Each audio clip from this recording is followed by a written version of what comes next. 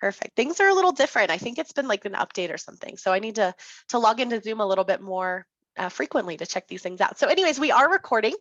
That is so we can share this with folks who aren't able to attend. This will be placed on our ARPA grants website, usually within a day or two, but ask maybe 3 to 5 business days before you start sharing it out to folks, just so we can make sure, especially with the captioning issue we're having, just to make sure we can get it uploaded and accessible for folks. So use the chat. There are several HICPA folks here to help monitor the chat. When we have questions, and some of them are coming in chat and some of them are coming in through raised hands, I'll kind of bounce back and forth. So if I don't see you, please just let me know, but certainly we'll make sure we get your questions answered one way or another. Like I said, meeting materials will be posted to the ARPA grant website, which I will drop here in the chat as soon as Heather starts chatting. If you're listening by phone, I don't know if we have anybody, but for some reason, if you're calling in, you are welcome to press *6 to unmute your line, or *9 to raise your hand at any point with questions. We're super flexible. You can raise your hand at any point, and we can get your question answered, or you're welcome to wait until the end as well, whatever you're more comfortable with. Closed captioning is still a work in progress. If you were here earlier, you heard that we have the ability to close caption, but only in Spanish right now. So we're trying to do some troubleshooting to see if we can get that shored up for us. The team members that are here are going to kind of keep checking, so you may see that pop up at some point, hopefully in English for us. And then information on our team is at the Direct Care Workforce Collaborative website, which I will also drop into the chat here in just a moment. So without further ado, I'd like to hand it over to Heather. Well, thank you very much. Okay, I don't know if you all are familiar with the ARPA 1.05 training grant. We have about $9.5 million in a fund to administer grants for the HCBS workforce. So the purpose of the grant is to help direct care workers gain higher level skills. And the intention of that is ideally it helps with retention in the workforce. It helps them with building their own skill set so they can do more, take on more work, leverage that into a different role maybe for them, and just kind of build their resume. The other part of this is we're looking at is ways to support specialization and advancement opportunities. An example of that would be, let's say you have homemaker services. You have staff doing homemakers services, and if you train them up to do personal care work, then that those additional trainings lead for them to do additional hours, take on additional members, etc. So it's a pretty broad opportunity, and we'll get into like what you can't do with it, but we do like for folks to kind of think maybe outside of the box. We understand that training is the burden of the provider. All of our providers are required to come up with that training or figure out how that training is going to happen. And we also know that we are in a workforce crisis. So it becomes really challenging to focus time, energy, and resources on higher level training when you're really just trying to get people in the door and deal with that churn. So we are hoping that this might be a way to kind of assist with that. The biggest thing we will probably say often is the grant is designed to supplement, not supplant trainings. And the easiest way to think of that is if you are required as an employer to provide that training to your staff, we cannot include it in this grant. And we'll probably have some examples of that later on. And feel free to ask, because while it seems really clear, it's everything has a caveat or a carve out, or if you're looking at it in a different way. So we're happy to really help folks work through that. Next slide. This is something we've kind of really looked at and taken a different look at and pivoted. We really kind of had an idea, like we really want this for direct care workers. And then we realized there's a broad interpretation of what direct care workers are. So it does have to be within the HCBS waiver workforce. And so here are just a few examples of who we consider the HCBS workforce when we're looking at who is eligible to receive the trainings from this grant. You can see them there. These are a lot of the typical roles or job titles, or even waiver services that a direct care person might be participating in or working in. Added on here versus what we used to have in some of the previous slides, we've really tried to make sure that we are clear that we consider frontline supervisors a part of the workforce. They're really in between, you know, they're really there at that level, and we think that's a super important person to make sure people that are we're encouraged to consider the training for. And some waivers, like if you think of the complementary services integration waiver, the services they provide there, they're hands-on, they're HCBS workforce, but they wouldn't exactly be direct care in that sense. When we look at that, we think of like massage therapists providing roles for folks with spinal cord injuries and that aspect. So this is not an all-inclusive list. It is just a list to kind of help folks get an idea of who we're looking at as being recipients of the training in this grant. If you apply for a grant and you're asking to train all of your executive leadership team on something, that's likely not going to go very far, because that's not really the workforce we're targeting for this training. Next slide. What kind of trainings? And we'll say it over and over again, supplanting versus supplementing. In the yes column, you'll see mentorship program for direct care workers, crucial conversations, trauma-informed care, motivational interviewing. These are just some examples. We're not saying those are required, or these are all topics of grants that we have awarded. In the no column, you'll see those are the supplanting ones. Those are a lot of the basic trainings that providers are required to offer for their staff. In this kind of comes with the train the trainer. If the grant is to do train the trainer for crucial conversations, that could be included. If the grant is requesting train the trainer to do safety care, CPR first aid, that would be considered supplanting, and we couldn't include it. I leave the maybe column over there in case anybody has questions or want to throw out an idea. You're happy to, and we can chat about it here, or just to kind of get folks thinking. If you don't know and you think it's maybe, then email us and ask. And a big maybe for me would have been if I have all homemakers, but I want to train them up to be personal care workers, right? They need the training to be a personal care worker. That's technically what they have to have, but we're looking at training somebody up to a different role. That's why it doesn't become supplanting that way. So there's a lot, like I said, there's lots of caveats and different ways to look at it, and we're happy to discuss all of those with folks if they have questions. Next slide. Eligible applicants, if you are a home and community-based waiver provider, you are eligible to apply for this grant. We have a little bit of a carve out here for CNAs and home health aides working in long-term home health for HCBS waiver members. The provider still has to be a Health First Colorado provider, which would they be in that role? So that is the one carve out we have that would be like technically not a PASA or an HCBS waiver provider, but still doing that specific service. Or if you are a training vendor or a training provider that develops and or delivers training to the HCBS workforce. If you are a provider who knows the training vendor and you want to make that connection and have them apply for it, that would be great. But these are the two options. You do have to be a provider within the state of Colorado. You do not have to be a training vendor within the state of Colorado. We definitely have vendors who are out of state providing trainings with this grant. Next slide.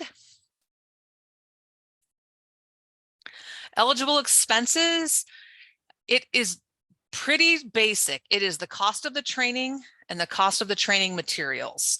Cost of the training could be, this is what it's going to cost for me to develop that training so I can get it onto my learning management system.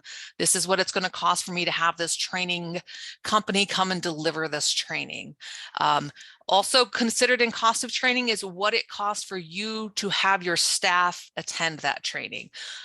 We understand that staff are already working and there is not a real easy way to just pull them out of their role and have them do training and be able to pay for it, because that would not really be a reimbursable activity there. So you can include the cost of training for that staff to attend that training.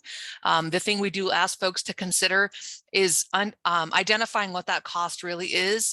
If they're already working 40 hours and this is going to be overtime, then you need to, provide some detail and explain what that cost is.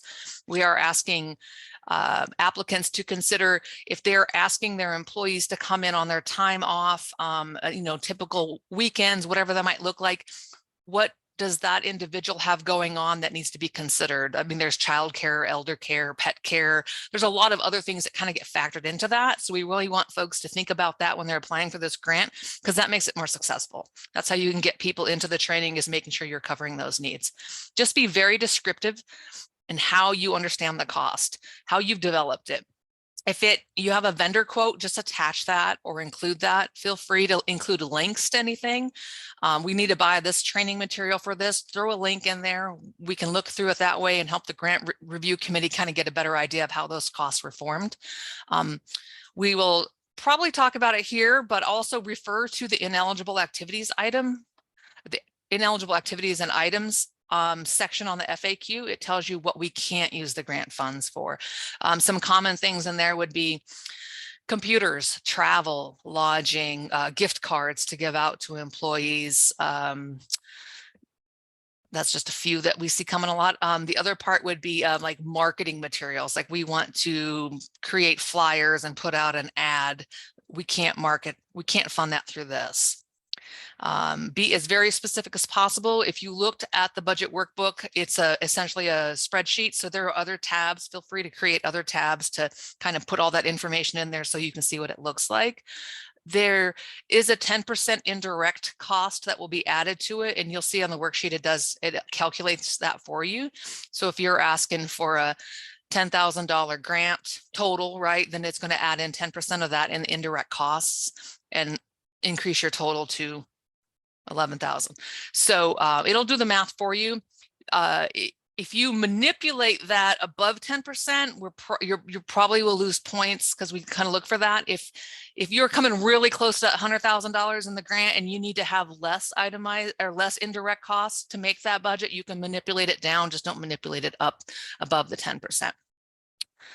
Next slide. Sorry, Heather, I raised my hand. If I could sure. just do a quick announcement. If you're just joining us, we don't actually have captions right now set up, because we only have the option to do them in Spanish, but we had somebody go in the back end and he said that if you need closed captioning, you can drop off and join again, and you should have the option to have your closed captioning in English. So if you need that, please just excuse yourself and pop back in. And yeah, sorry for the inconvenience. Thanks, Heather. Sure. I didn't see my thing for hands raised, so I apologize. I guess we didn't really preface this. If you haven't already seen it, the maximum amount of the grant is $100,000. It can be any amount up to that. We have $5,000 grants. We're not asking people to go big or go home. Come with whatever works for you, for what you're looking at, and for what is suitable for your agency. So just to consider that. If you come in more than $100,000, it is likely that your application is not going to get reviewed, because the grant review committee doesn't feel like they're qualified to decide what part of your grant would work or not if it's over that amount. So just to put that out there. Next slide. Yeah, and we do have a question in the chat as well, that we are a home care agency with HCBS waiver. Would we be eligible to apply? Yes, you would just put on there what waiver services you are providing, or if it is that long-term home health, then you would just note that on the application. Perfect. Thank you, Heather. Here's some guidelines. Applicants can apply for more than one award, just not at the same time. We have had some folks come in with maybe a smaller version of what they want to do to test it out, and really run through that grant in 3 months. They were done with it, and then they're already ready to apply again. They've closed it out and they're applying again. We were very, very, very fortunate to be able to extend this grant deadline the timeline until August 30th, 2024. So prior to a month ago, we had to have this all wrapped up by the end of this year, which was getting to be a really tight turnaround for everything. So now the grant cycles will go through, I believe, June, and all the money has to be spent by August of next year. Just to be really clear for folks, when you're looking at planning, the training has to start after you've been awarded the money, you've signed a grant agreement, and you've completed a work plan. So when you're looking at planning that, it is ideal to say, okay, I know if I'm getting this grant on the 15th of the month that it's being awarded, I could plan for the training to start, or work on that grant that's going to be reimbursed to start that following month. So in June, we just sent out award letters on June 15th.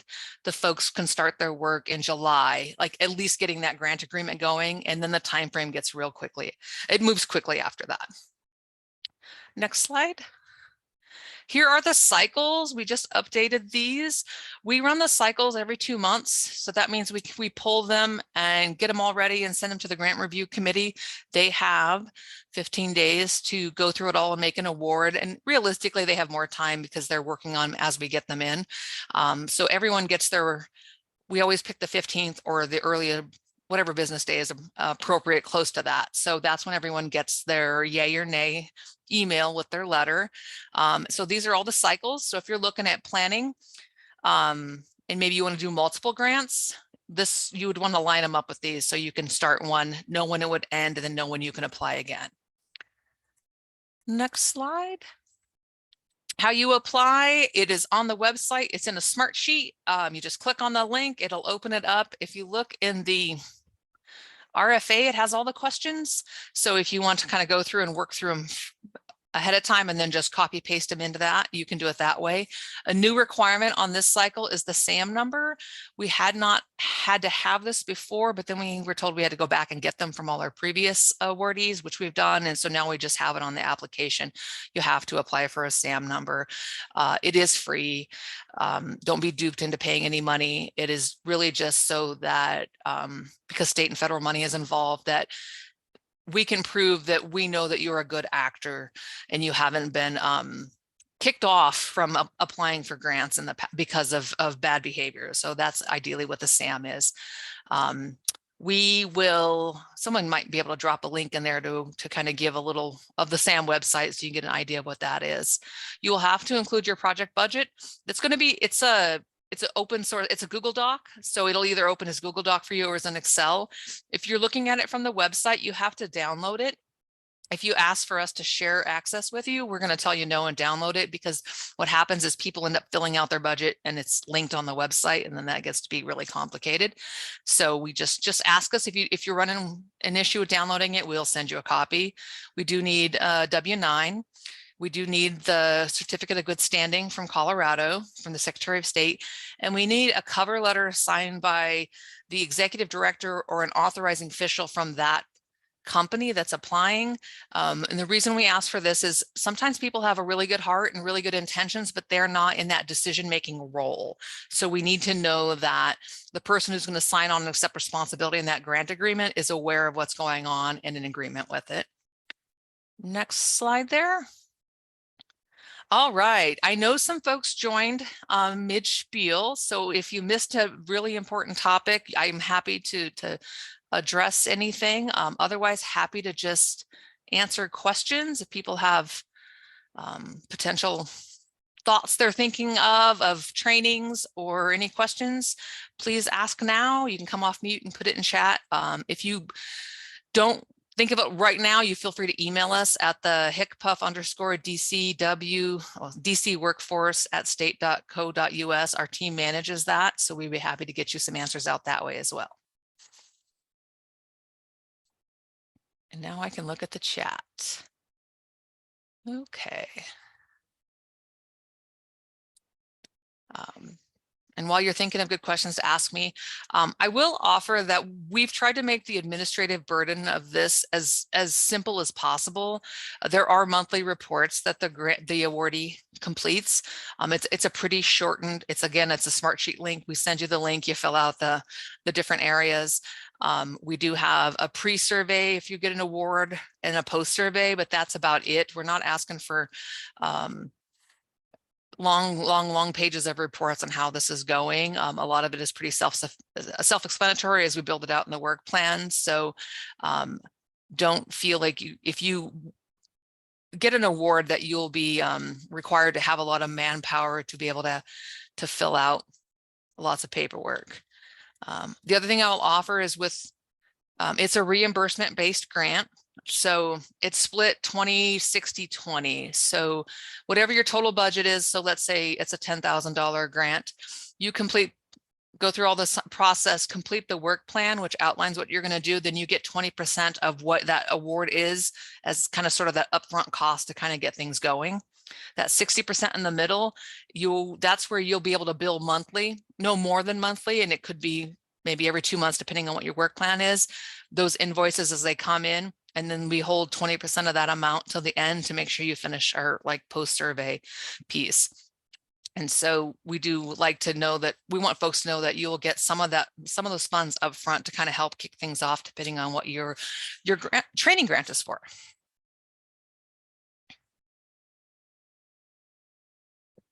Perfect. And I'm not seeing anything come through the chat. We did drop the sam.gov website in there. It sounds like, I mean, some folks have had it.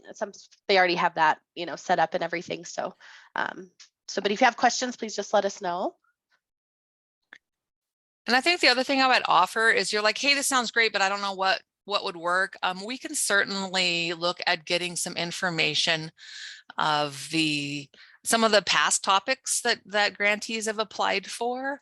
I can tell you, I have a real big desire to see any sort of soft skills stuff about setting boundaries, compassion fatigue, toxic positivity, anything around person-centered, helping folks. Like, how do you deal with unmet needs and still do your job, right? Because we're all humans and we all have things going on. So it's kind of those skills that really help people get through a bad day or get through a bad week, or really be able to tackle a tough situation and be able to bounce back. I know we did have trauma assumed care as an option. We really like folks to kind of think of what would really benefit their workforce. Because we know if you keep your workforce, then the members benefit that way just inherently. So it doesn't have to be very specific to a specific diagnosis, but it can be. All right. One thing I might offer is that if you don't even know what to ask, you don't know what you don't know, right? So we do have other of these informational webinars posted to that website where the training fund grant application and RFA and everything is there. You're welcome to go back and watch those too. The content is the same. Heather's part is the same, but there are questions that are kind of asked throughout that. So that might get your brain thinking of things maybe, or answer some questions that you might have that you don't know that you have. So.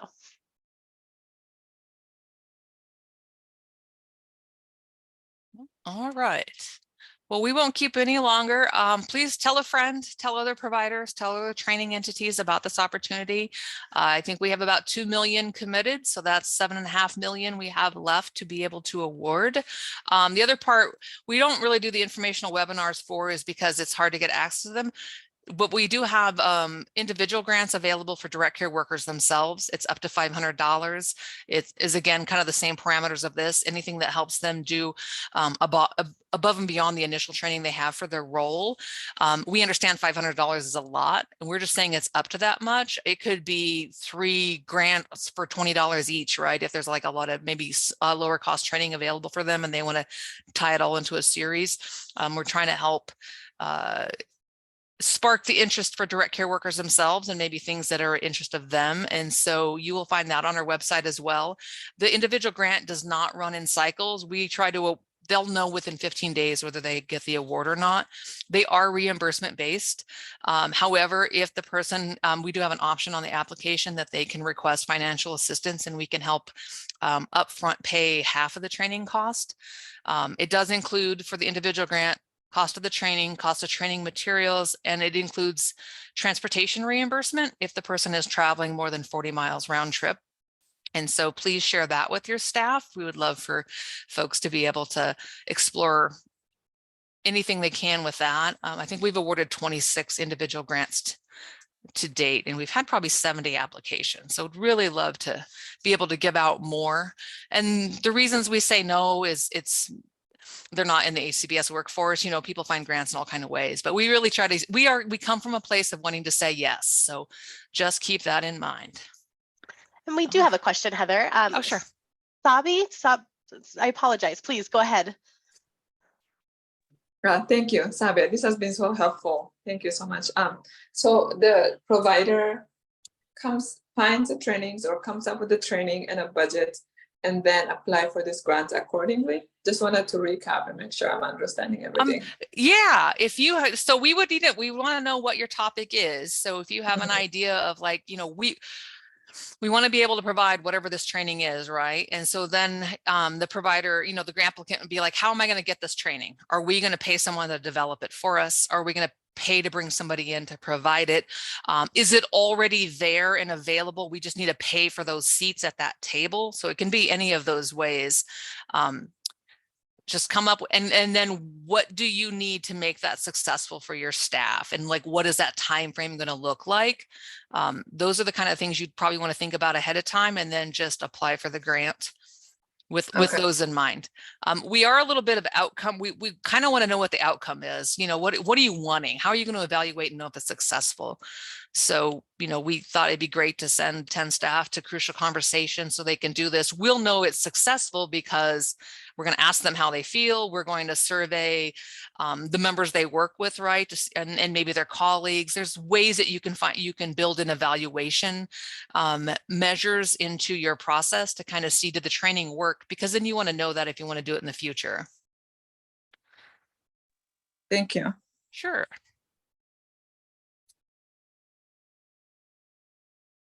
All right. Well, thank you all for coming. Thank you for your time. Please don't hesitate to email and ask some questions if you're on the fence and you're like, I think I might know this. We have been inviting providers to consider maybe pooling together for a training that might work, and then somebody apply for the grant. If you're looking at like, we need 50 seats, but we only have 10, you know, kind of be creative and reach out to your network as well to see what might work for you. All right.